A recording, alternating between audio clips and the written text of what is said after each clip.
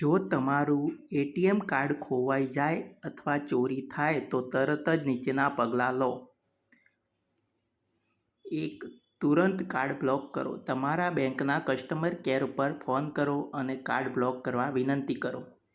બેંકની mobile app અથવા net banking દ્વારા પણ કાર્ડ બ્લોક કરી શકાય. કેટલાક બેંકોમાં SMS દ્વારા પણ કાર્ડ બ્લોક કરવાની સુવિધા હોય છે. પોલીસ ફરિયાદ નોંધાવો FRI. જો એટીએમ કાર્ડ ચોરી થયું હોય તો નજીકની પોલીસ સ્ટેશનમાં FRI અથવા ગુમ થયાની ફરિયાદ નોંધાવો. આ દસ્તાવેજ તમારે નવા કાર્ડ માટે બેંકમાં આપવો પડે. બેંકમાં જાણ કરો અને નવું કાર્ડ માટે અરજી કરો. બેંકની બ્રાન્ચમાં જઈને નવી એટીએમ કાર્ડ માટે અરજી કરો.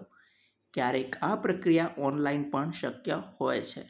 તમારા ખાતાની ચકાસણી કરો. ખાતામાંથી કોઈ અનધિકૃત અનઓથોરાઇઝ્ડ ટ્રાન્ઝેક્શન થયા છે કે નહીં તે તપાસો. જો શંકાસ્પદ ટ્રાન્ઝેક્શન હોય તો તરત બેંકને જાણ કરો. એટીએમ પિન અને અન્ય મહત્વની વિગતો સુરક્ષિત રાખો.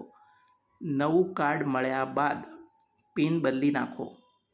કોઈ સાથે તમારું પિન અથવા અન્ય ડેટા શેર ન કરો.